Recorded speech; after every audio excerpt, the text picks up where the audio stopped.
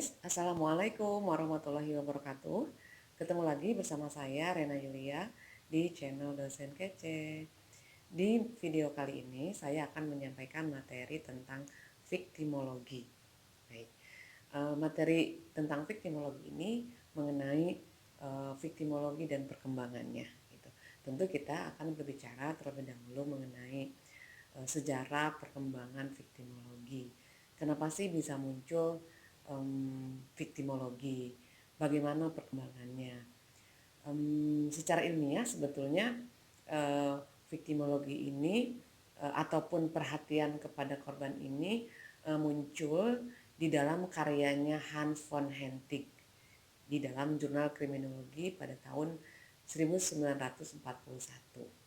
Nah, karya tersebut berjudul Remarks on the Interaction of Perpetrator and Victim. Jadi, interaksi antara pelaku dengan korban. Nah, ini merupakan semacam langkah pertama yang memaparkan analisa yang menyeluruh mengenai hubungan interaksi antara pelaku yang menjadi objek kajian kriminologi dan korban yang menjadi objek kajian viktimologi. Jadi kalau teman-teman sudah belajar kriminologi, pasti teman-teman paham bahwa kriminologi itu objek kajiannya adalah penjahat atau pelaku kejahatan. Nah, viktimologi objek kajiannya adalah korban gitu.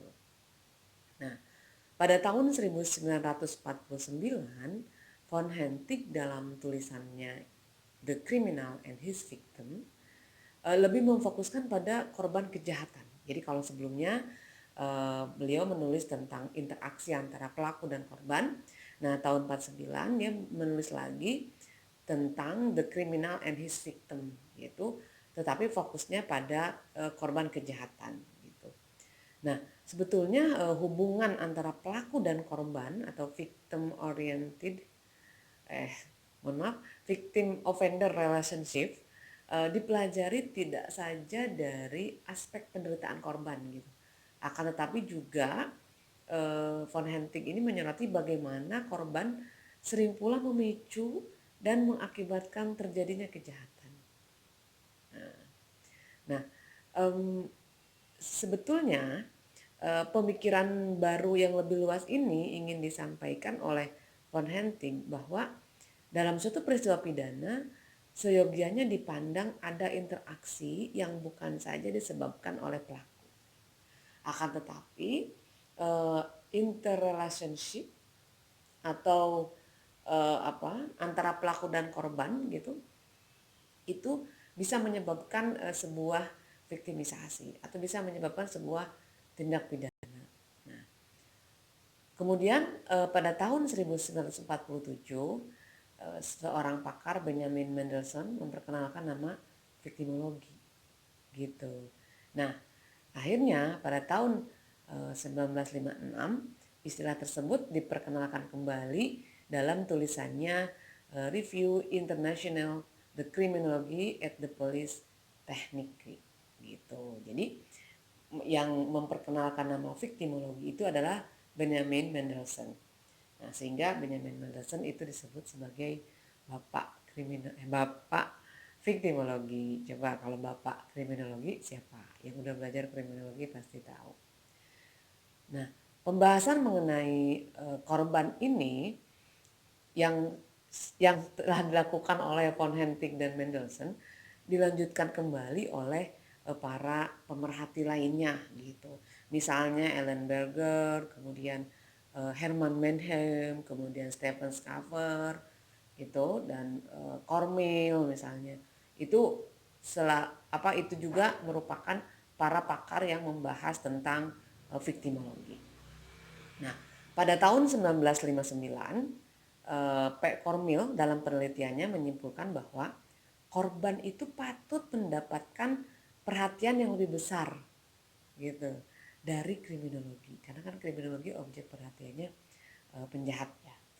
Dan viktimologi itu harus diperhatikan dalam membuat kebijakan kriminal dan juga dalam pembinaan para pelaku kejahatan, karena walau bagaimanapun interaksi antara korban dan pelaku itu terjadi sebelum terjadinya kejahatan gitu, sehingga pembinaan para pelaku kejahatan yang sudah melakukan suatu perbuatan yang menimbulkan kerugian bagi korban, nah itu seharusnya viktimologi menjadi bagian dari bagaimana pola pembinaan terhadap para pelaku kejahatan itu.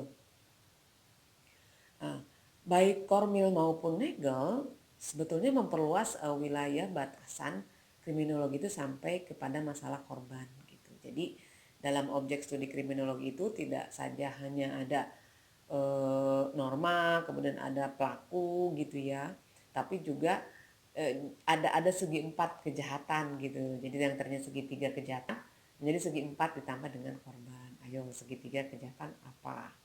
Silakan baca-baca lagi buku catatan kriminologi gitu ya.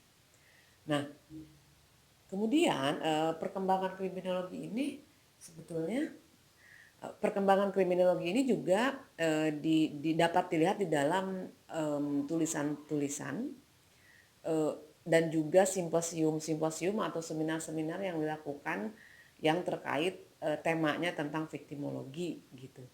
Nah, itu merupakan salah satu wujud perhatian para ahli dalam dalam memperhatikan keberadaan korban gitu. Itu diwujudkan itu dalam bentuk ya seminar, simposium gitu, workshop gitu dan lain-lain gitu kan. Nah, simposium tersebut dilaksanakan dengan di Yerusalem. Begini, perhatian terhadap korban itu diwujudkan dalam sebuah simposium internasional di Yerusalem. Nah, di situ ada beberapa kesimpulan, yaitu viktimologi dapat dirumuskan sebagai studi ilmiah mengenai para korban. Dan kriminologi telah diperkaya dengan suatu orientasi viktimologi. Gitu. Nah, itu hasil simposium di Yerusalem. Nah, simposium kedua itu dilaksanakan di Boston pada tahun 1976, 5 sampai 9 September. Nah, studi lebih lanjut tentang viktimologi juga telah dilakukan dalam bentuk postgraduate course on the victim of crime in the criminal justice system misalnya. Dan telah 2 kali dilakukan di Dubrovnik, Yugoslavia gitu. Nah, simposium kedua juga yang dilakukan di Boston itu kemudian mendirikan juga World Society of Victimology atau WVS. Nah, WVS ini dipelopori oleh Schneider dan Drapkin. Jadi ada World Society of Victimology merupakan salah satu lembaga ataupun NGO yang memberikan perhatian kepada korban gitu. Indonesia juga merupakan salah satu negara yang join ataupun anggota dari WSP. Saya salah satu anggotanya misalnya. Ada banyak dosen-dosen lain, dosen-dosen viktimologi dari seluruh Indonesia yang juga menjadi anggota WSP. Perjalanan panjang untuk menghasilkan prinsip-prinsip dasar tentang perlindungan korban pun akhirnya terwujud di dalam Kongres Milan gitu, Italia, yaitu pada tanggal 26 Agustus sampai 6 September 1985. Nah, Congress on the Prevention of Crime and the Treatment of Offenders ini menghasilkan beberapa prinsip dasar tentang korban gitu ya. Yang kemudian juga udah diadopsi oleh PBB pada tanggal 11 Desember 1985 dalam suatu deklarasi yang dinamakan Declaration of Basic Principle of Justice for Victim of Crime and Abuse of Power. Nanti kita akan bahas isinya di dalam deklarasi itu seperti apa di next video gitu ya. Nah, adapun perkembangan viktimologi di Indonesia, kalau tadi saya bercerita di dunia, yang kemudian juga nyampe ke Indonesia. Nah, di Indonesia perkembangan viktimologi itu ditandai dengan tumbuhnya mata kuliah viktimologi di berbagai kampus, gitu. Baik di PTN perguruan tinggi negeri maupun di PTS perguruan tinggi swasta. Para pemerhati korban itu sempat berkumpul membuat sebuah wadah gitu yang menamakan dirinya sebagai masyarakat viktimologi Indonesia. Nah, ini masyarakat viktimologi Indonesia ini atau Indonesian Society of Victimology adalah wadah organisasi yang berisi para pemerhati, pengamat, pendamping, pelindung, pengkaji, dan pembela hak-hak korban dan saksi yang berasal dari berbagai macam profesi. Nah, masyarakat viktimologi Indonesia ini dideklarasikan di Depok pada 18 Juli 2011 gitu. Ini yang perkumpulannya semacam WPS yang tadi sudah saya sampaikan. Nah, wadah wadah masyarakat viktimologi Indonesia ini juga berafiliasi dengan World Society of Victimology gitu kan, yang WPS tadi. Nah, lalu pada tahun 2016 masyarakat viktimologi Indonesia meleburkan diri dengan para pengajar viktimologi gitu, di seluruh Indonesia, dan terbentuklah Asosiasi Pengajar Viktimologi Indonesia atau APVI. APVI gitu ya. Nah, pembentukan ini waktu itu terjadi di Universitas Jenderal Sudirman ataupun UNSUD Purwokerto pada tanggal 19 sampai 20 September 2016. Di dalam di dalam pembentukan Asosiasi Pengajar Viktimologi Indonesia itu sebetulnya ada simposium ataupun ada seminarnya tentang korban, tentang viktimologi ini. Ada juga konferensi internasionalnya dan ada pelatihan viktimologi gitu. Jadi pembentukannya itu diawali dengan pelatihan viktimologi bagi para dosen-dosen viktimologi seluruh Indonesia yang mendaftar tentu saja. Kemudian ada konferensi internasional yang dihadiri oleh WSV, oleh World Society of Victimology, yaitu pada saat itu yang hadir Michael J. O'Connell selaku Sekretaris Jenderal dari WSP, juga Komisioner Victim Rights of South Australia, ada Kirchhoff gitu, ada Profesor Kirchhoff dari Jerman, kemudian ada Profesor Jeko Barhuizen dari South Africa gitu.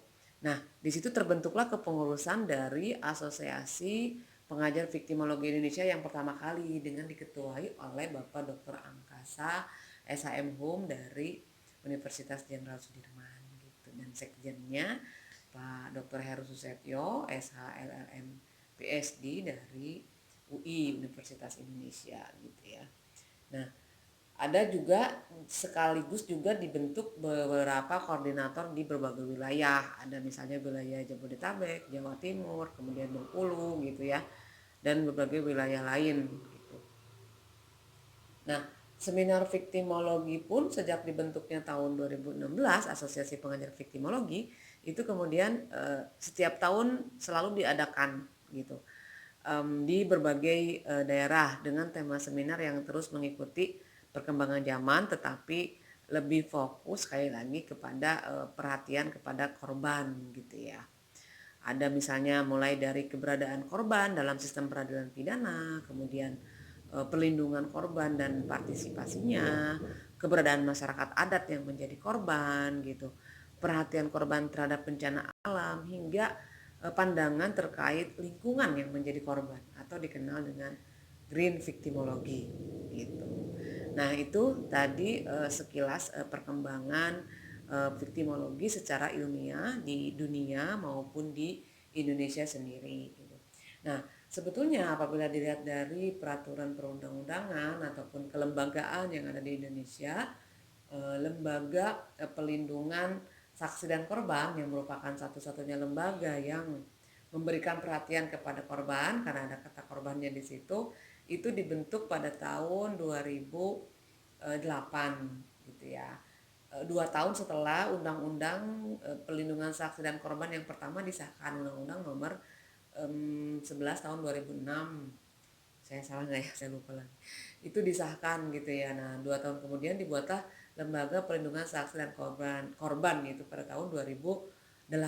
Nah, lembaga ini pun sebetulnya berjibaku untuk memberikan perhatian ataupun perlindungan kepada korban di dalam sistem peradilan pidana maupun di luar sistem peradilan pidana. Tapi lebih kebanyakan sih di dalam sistem peradilan pidana gitu.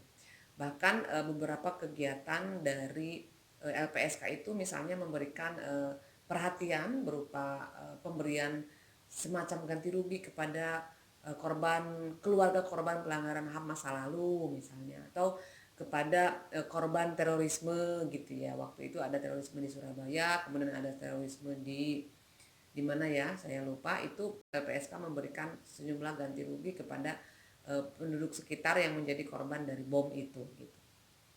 Nah, walaupun sebetulnya di dalam undang-undang LPSK itu sempat disebutkan bahwa salah satu dasar pertimbangan dibuatnya LPSK itu, undang-undang LPSK itu adalah untuk melindungi saksi, karena memang nama lembaganya kan lembaga pelindungan saksi dan korban. Nah, ini juga saksi dan korban gitu.